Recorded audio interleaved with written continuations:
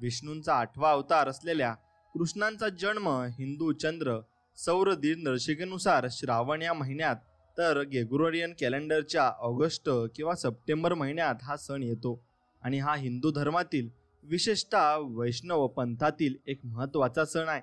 भागवत पुराणानुसार कृष्णांच्या जीवनावर आधारित नृत्य नाटक आणि मध्यरात्री भक्तिगीत गायन, उपवास, पूजा, रात्री जागरण आणि पुढील दिवशी महोत्सव यांचा जन्माष्टमी उत्सवामध्ये समावेश होतो. आणि कृष्ण जन्माष्टमीनंतर नंदोत्सव हा सण साजरा केला जातो. नंदाने जन्माच्या सन्मानार्थ लोकांना भेटवस्तू वितरित केल्या होत्या, त्यांचा हा सण असतो. मग याचे महत्त्व नक्की काय आहे?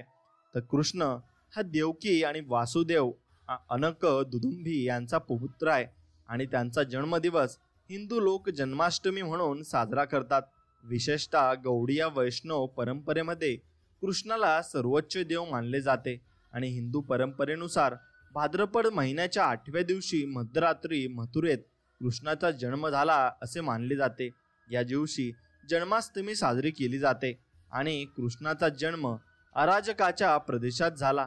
तो असा काळ होता जेव्हा छळ मोठ्या प्रमाणावर होता आणि लोकांचे स्वातंत्र्य नाकारले गेले होते. सर्वत्र वाईट परिस्थिती होत्या आणि राजा कंस या त्यांच्या मामांकडून त्यांच्या जीवाला धोका होता. जन्मानंतर लगेचच कृष्णाचे वडील वासुदेव अनंत दुभंदी यांनी त्याला यमुना ओलांडून मथुरेतून गोकुळात पालन पोषण करण्यासाठी नेले आणि वासुदेवाचा भाऊ नंद आणि वहिनी यशोदा हे कृष्णाचे पालक होते. कृष्णासोबतच त्यांचा मोठा भाऊ म्हणून सर्पशेष बलराम देखील अवतार घेऊन पृथ्वीवर आला होता, जो वासुदेवाची पहिली पत्नी रोहिणीचा मुलगा होता. ही आख्यायिका जन्माष्टमीला लोक उपवास करून कृष्ण प्रेमाची भक्तिगीते गाऊन आणि रात्री जागरण करून साजरी करतात. कृष्णाच्या मध्यरात्रीच्या जन्मानंतर कृष्णाच्या बाळाला रूपाला आंघोळ घालण्यात येते, कपडे घातले जातात, नंतर पाळण्यामध्ये ठेवले जाते. त्यानंतर भक्त हे अन्न आणि मिठाई वाटून उपवास सोडतात. मग स्त्रिया त्यांच्या घराच्या दाराच्या बाहेर स्वयंपाकघराबाहेर लहान पावलांचे ठसे काढतात आणि त्यांच्या घराकडे चालत जातात. हे कृष्णाच्या त्याच्या घरातील प्रवासाचे प्रतीक आहे आणि ते प्रतीक आपण ओळखूही शकतो. भारताच्या विविध प्रांतात हा सण नक्कीच मोठ्या गाजावाजात साजरा केला जातो. हा उत्सव भारतात सर्वत्र होतो. हा सण विशेषतः मथुरा आणि वृंदावन तसेच वैष्णव आणि गैर सांप्रदायिक समुदाय आढळणाऱ्या मणिपूर, आसाम, बिहार, पश्चिम बंगाल, ओडिसा, मध्य प्रदेश, राजस्थान, गुजरात, महाराष्ट्र, कर्नाटक, केरळ, आंध्र प्रदेश, तामिळनाडू येथे साजरा केला जातो. याशिवाय भारतातील इतर सर्व राज्ये आणि उमराकोट, थारपारकर, मीरपुरखास आणि संपूर्ण सिंध पाकिस्तानमध्ये देखील हा उत्सव साजरा केला जात असतो. म्हणून गोकुळ, मथुरा, वृंदावन, द्वारका, जगन्नाथपुरी या ठिकाणी वैष्णव संप्रदायाचे विशिष्ट असलेले मंदिर असलेल्या तो मोठ्या प्रमाणावर साजरा होतो. आणि ओरिसामध्ये दहीहांडी जत्रा किंवा दहीभंगा जत्रा या दिवशी साजरा केली जाते. म्हणून गोकुळ अष्टमीच्या दिवशी उपवास करण्याची प्रथा आहे. गुजरातमध्ये सातम म्हणजे सप्तमीच्या दिवशी पैसे लावून किंवा तसेच दिवसभर पत्ते खेळतात. रात्री 12 वाजता पत्ते बंद करून कृष्ण जन्माचा उत्सव ते साजरा करत असतात. आणि मध्य प्रदेशात आणि उत्तरी भारताच्या बऱ्याचशा भागात पौर्णिमांत महिना असलेले पंचांग वापरण्यात असल्याने या दिवशी त्यांनी भाद्रपद कृष्ण अष्टमी येते. या दिवशी कित्येकांच्या घरी गोकुळ वृंदावनाचा देखावा तयार करून जन्मोत्सव नक्कीच साजरा केला जातो. आणि वैष्णव लोक तर हा दिवस विशेष भक्तीने पाळतात.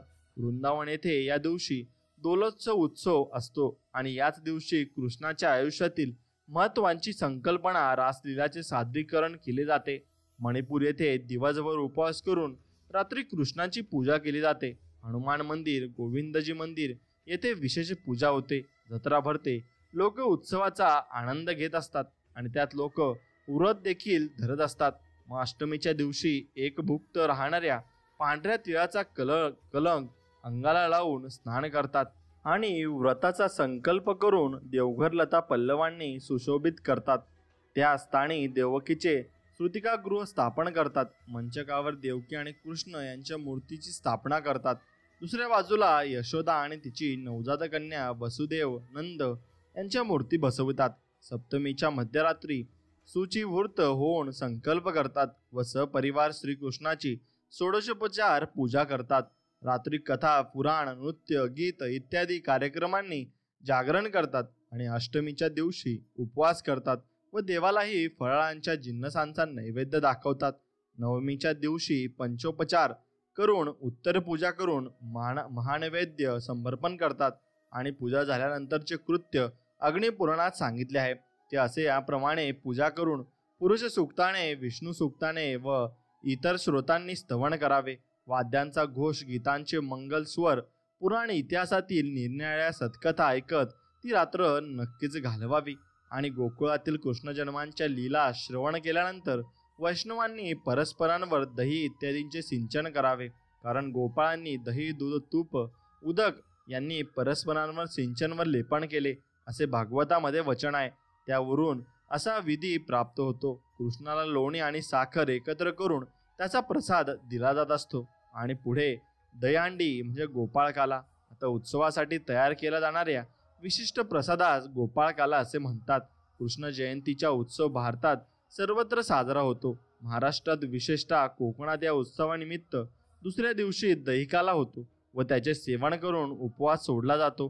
गोविंदा आला रे आला, गोकुळात आनंद झाला असे गाणे गात अनेक लहान थोर पुरुष घरोघरी नाचायला जातात व दहीहंडी फोडतात.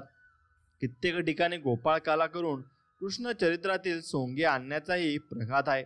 आणि या दिवशी महाराष्ट्रात विशेषतः मुंबई उंच मडक्यात दही दुधाने भरलेला हंडा ठेवून तेथपर्यंत मानवी मनोऱ्यावरून पोहोचून तो हंडा फोडण्याचा गोविंदा हा साहसी खेळ होतो. आणि हा महाराष्ट्रातील एक वैष्णव नृत्योत्सव आहे. श्रीकृष्णाने ब्रज मंडळात गायी चारताना आपण व आपले सवंगडी या सर्वांच्या शिदोऱ्या एकत्र करून त्या खाद्यपदार्थांचा काला केला व सर्वांसह त्याने भक्षण केले अशी कथा आहे. या कथेला अनुसरून गोकुळाष्टमीच्या दिवशी एका सजवलेल्या मडक्यात काला करून ते दोरीच्या साहाय्याने उंचावर बांधण्याची व मानवी मनोरे रचून ती दहीहंडी फोडण्याची प्रथा आहे. जास्तीत जास्त उंचीवर जाऊन हंडी फोडणाऱ्या गोविंदाला आणि त्या पथकाला आकर्षक बक्षिसे दिली जाते. आणि यावेळेस गाणे, नृत्य, विशिष्ट कार्यक्रम होतात व बघणाऱ्यांची जल्लोषासहित मोठी गर्दी जमलेली असते. आणि गोपाळ म्हणजे गायींचे पालन करणाऱ्या कृष्णाच्या या जन्मोत्सवाच्या निमित्ताने काल्याचा प्रसाद नक्कीच केला जातो. आणि काला म्हणजे एकत्र मिळवणे. पोहे, ज्वारीच्या लाह्या, धान्याच्या लाह्या, लिंबू व आंब्याचे लोणचे, दही, ताक, चण्याची भिजलेली डाळ, साखर, फळांच्या फोडी इत्यादी घालून केलेला एक खाद्यपदार्थ हा कृष्णास फार प्रिय होता असे मानले जाते. श्रीकृष्ण व त्यांचे सवंगडी मिळून यमुनेच्या तीरावर हा तयार करीत असत व वाटून खात असत असे मानले जाते. आणि गोमनकात याच काल्याचा गवळण काला म्हणतात. आणि हा काला तिथल्या कलावंतींनी करतात आणि त्यांना एक मुलीच्या कृष्णाचे सोंग देऊन कृष्ण लीलेची गाणी म्हणतात. शेवटी कृष्णाकडून दहीहंडी फोडवितात. हा गवळण काला दशावतारी खेळानंतर किंवा देवस्थानाचा रथोत्सव झाल्यानंतर नक्कीच होत असतो आणि नक्कीच सर्व मिळून साजराही केला जात असतो. आता कृष्णाची कथा आहे ते तुम्ही नीट ऐका. दैवी भविष्यवाणी. अनेक युगांपूर्वी उग्रसेन नावाचा राजा होता. त्याला 2 अपत्य होती, मुलगा कंस आणि मुलगी देवकी. आता देवकी सुस्वभावी होती, परंतु कंस कपटी वृत्तीचा होता. मोठे झाल्यावर कंसाने आपल्या वडिलांना कारागृहात टाकले. दरम्यानच्या काळात देवकीचे लग्न वासुदेवाशी झाले. जेव्हा कंस त्याच्या बहिणीला सासरी सोडण्यास जात होता तेव्हा आकाशवाणी झाली की देवकीचा 8वा पुत्र मोठा होऊन तुला ठार करेल. आपला जीव वाचवण्यासाठी कंसाला आपल्या बहिणीला ठार करायचे होते, परंतु वासुदेवाने त्याच्या बायकोला वाचवण्यासाठी कंसाकडे याचना केली आणि कंसाला वचन दिले की त्यांचे प्रत्येक मूल जन्माला आले की ते कंसाकडे सुपूर्त करतील. वासुदेवाने वचन दिल्यामुळे कंस शांत झाला आणि त्याने दोघांना कारागृहात ठेवले. याचे तात्पर्य काय की आपल्या पालकांचा अनादर कधीही नक्कीच करू नये. आता दुसरी कथा तुम्हाला सांगू इच्छितो ती म्हणजे कृष्ण जन्म. आता देवकी आणि वासुदेवाला कंसाने कारागृहात टाकले आणि त्यांच्या सेवकांना पहारा देण्याची आज्ञा केली. प्रत्येक वेळेला देवकीच्या बाळाचा जन्म झाल्यानंतर कंस कारागृहात जाऊन देवकी व वासुदेवाची भेट घेत असे आणि बाळाला त्यांच्याकडून घेऊन भिंतीवर बाळाचे डोके आपटून बाळाला ठार करीत असे. जेव्हा 7व्या वेळेला देवकी गर्भवती राहिली तेव्हा तो गर्भ वृंदावनात रोहिणीच्या उदरात चमत्कारिकरित्या धाडला गेला आणि बाळाच्या पोटातच मृत्यू झाल्याचे कंसाला सांगण्यात आले. देवकी आणि वासुदेवाचा 8वा पुत्र म्हणजेच कृष्णाचा जन्म मध्यरात्री झाला आणि हा विशेष दिवस कृष्ण जन्म म्हणून नक्कीच साजरा केला जातो. तुम्ही कुणाला शब्द दिल्यास तो पाळावा असा या कथेतून आपण अर्थ घेऊ शकतो. गोकुळातील कृष्ण. आता कृष्ण जन्म झाला तेव्हा देवकी आणि वासुदेवाच्या कारागृहाबाहेरील सेवक गाढ झोपेत होते. कारागृहाची कुलपे उडून खाली निखळली आणि कृष्णाला टोपलीत घेऊन वासुदेव गोकुळाकडे निघाला. वासुदेव यमुनेकाठी आला तेव्हा मुसळधार पावसामुळे यमुनेला पूर आला. तेव्हा त्याने पाहिले, परंतु त्याला कृष्णाचा जीव वाचवायचा होता. त्यामुळे स्वतःच्या जीवाची तमा न बाळगता वासूने नदी पात्रात चालू लागला. त्यांच्या प्रत्येक पावलानं घेत नदीचे पाणी कमी होऊ लागले आणि विष्णुदेवाचा सर्प आदेशाने पावसापासून कृष्णाचे संरक्षण केले. आणि जेव्हा कृष्ण नंदा घरी पोहोचला तेव्हा यशोदेने मुलीला जन्म दिला होता. हळूचकन त्याने त्या मुलीला उचलून कृष्णाला त्या जागी ठेवले आणि वासुदेव त्या मुलीला घेऊन पुन्हा कारागृहाकडे परतला. देवकी आणि वासुदेवाला वाटले कंस त्या छोट्या मुलाला सोडून देईल, कारण आकाशवाणीमध्ये देवीचा 8वा पुत्र अशी घोषणा झाली होती. परंतु कंसाला दया आली नाही. त्याने त्या मुलीला देवकी वासुदेवाकडून हिसकावून घेतले आणि भिंतीवर तिचे डोके आपटले. तितक्यात चमत्कार झाला.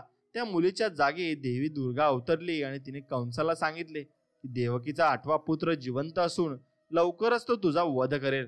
म्हणून इच्छा तिथे मार्ग असा आपण यातून अर्थ घेऊ शकतो आणि अर्थ घेऊन आपण नक्कीच चांगली कामगिरी करू शकतो. म्हणून चौथं म्हणजे कृष्ण आणि पुतना.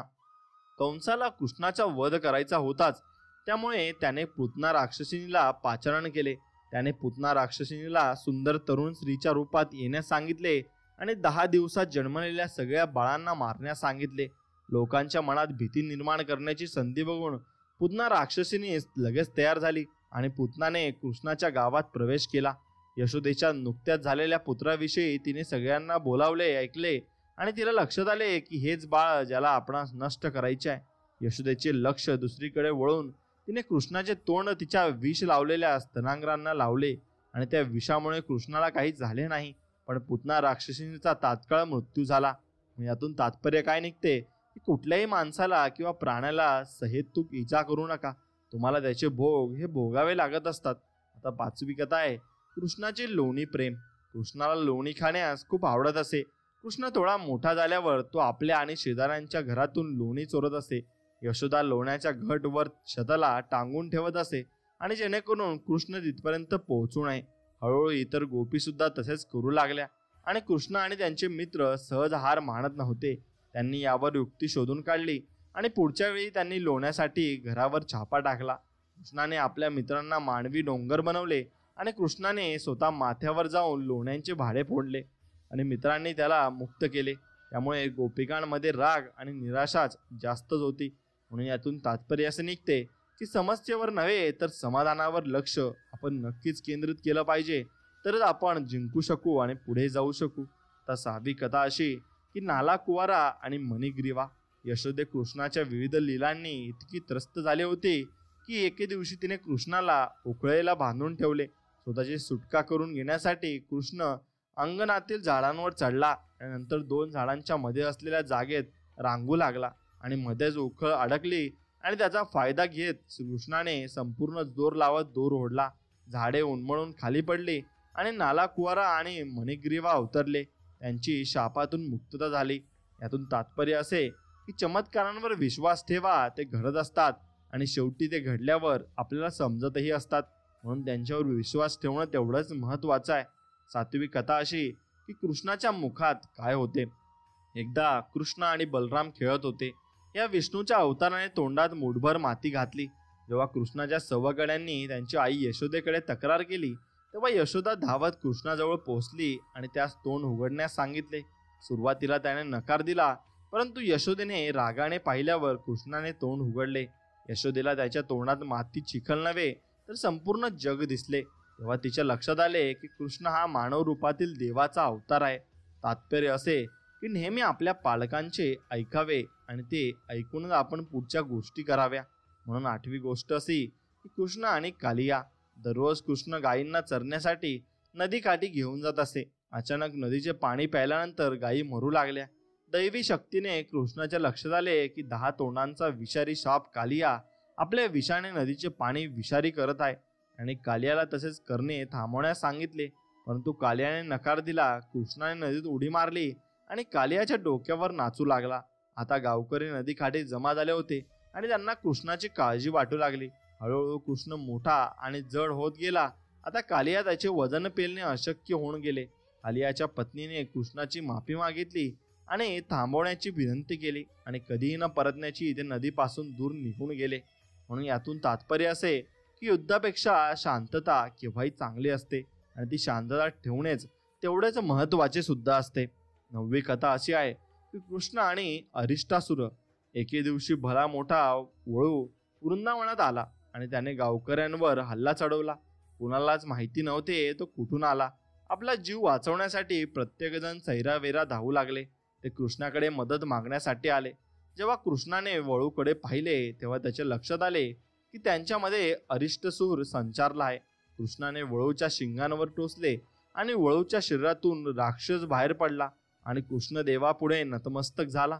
तो म्हणाला की तो भगवान बृहस्पतीचा शिष्य आहे आणि त्याने आपल्या शिक्षकाचा अनादर केल्यामुळे वळू बनण्याचा शापही देण्यात आला. तात्पर्य असे की आपल्या गुरूंचा नेहमी आपल्याला आदर करायला हवा आणि असं आपण या कथातून नक्कीच शिकू शकतो. 10वी कथा अशी कृष्ण आणि केशी. कृष्णाने अरिष्टासुराचा पराभव केल्यानंतर नारदाने कंसाला सांगितले की कृष्ण जिवंत आहे आणि त्याला ठार करेल आणि रागाच्या भरात कंसाने केशीला बोलवून कृष्णाला ठार करण्याची आज्ञा दिली. केशीने घोड्याचे रूप घेतले आणि वृंदावन वासियांना त्रास देण्यास सुरुवात केली. कृष्णाला लक्षात आले की राक्षस युद्धासाठी आव्हान करीत आहे म्हणून त्याने घोड्याचा सामना केला. तरुण मुलगा पाहताच घोड्याने त्याला घेरले आणि कृष्णाने मात्र घोड्याचा एक पाय पकडला आणि 100 यार्ड दूर फेकला. जेव्हा केशी शुद्धीवर आला तेव्हा त्याने कृष्णाकडे बघत तोंड उघडले. कृष्णदेवाने डावा हात घोड्याच्या तोंडात घातला ज्यामुळे त्याचे दात पडले. मग त्याने त्याचा वध केला. अशा प्रकारे केशीचा शेवट झाला. म्हणून तात्पर्य असे की भीतीला नक्कीच तुम्ही सामोरे गेले पाहिजे आणि त्या भीतीला सामोरे गेल्याशिवाय संकट किती मोठे आहे हे आपल्या लक्षात येत नाही आणि आपल्याला समजतही नाही. म्हणून 11वी कथा अशी कृष्ण आणि ब्रह्मदेवाची. एकदा ब्रह्मदेवाने कृष्णाच्या सामर्थ्याची चाचणी करण्याचे ठरवले म्हणून त्यांनी ब्रह्मलोकात वृंदावनाची सर्व मुले आणि वासरे लपवून ठेवली. कृष्ण ब्रह्मदेवाच्या कृत्यावर नाराज होता आणि त्याने धडा शिकवण्याचा निर्णय घेतला. म्हणून त्याने आपल्या सर्व मित्रांचे आणि वासरांचे रूप धारण केले आणि त्यांच्या घरी गेले. कुणालाही फरक सांगता आला नाही. जेव्हा ब्रह्मदेवाने वृंदावनामधील परिस्थिती तपासण्याचे ठरवले तेव्हा सर्व मुले व वासरे पाहून त्यांना धक्का बसला. ब्रह्मदेवाला लगेच आपली चूक लक्षात आली आणि कृष्णाकडे त्यांनी क्षमा मागितली. तात्पर्य असे पेराल तेच आपले उगवत असते. म्हणून तुम्ही काय पेरता त्याच्याकडे तुम्ही लक्ष दिले पाहिजे. म्हणून तुम्ही कसे वागता त्यावरून दुसऱ्यांचे वागणेही तसेच होत जात असते. म्हणून 12वी कथा अशी आहे की कृष्ण आणि गोवर्धन. वृंदावन येथील लोकांमध्ये पर्जन्य देवाच्या इंद्राची पूजा करणे हा एक विधी होता.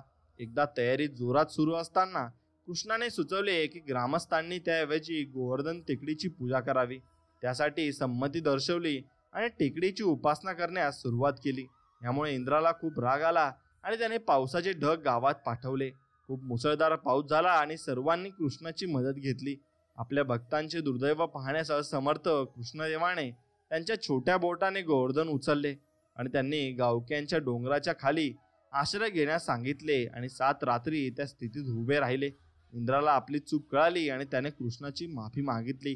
म्हणून यातून तात्पर्य असे आपण समजू शकतो की नेहमी गरजवंतांना आपल्याला मदत केली पाहिजे आणि ती मदत केली तरच आपण चांगले व्यक्ती नक्कीच म्हणू शकू. तर 13वी कथा अशी आहे की कृष्ण आणि अघासूर. एकदा कृष्ण आणि त्यांचे मित्र शेजारच्या जंगलात सहलीला गेले होते. ते आनंद घेत असतानाच पुतना राक्षसिनीचा भाऊ अघासूर त्या ठिकाणी आला. त्या कृष्णाला मारण्यासाठी कंसाने पाठवले होते. राक्षसाने अजगराचे रूप धारण केले आणि स्वतःला गुहेसारखे लांब आणि डोंगरासारखे मोठे बनवले. मग तो थांबला आणि गुहेच्या सौंदर्याने मोहित असलेल्या गोरक्षक मुलांनी त्यात प्रवेश केला.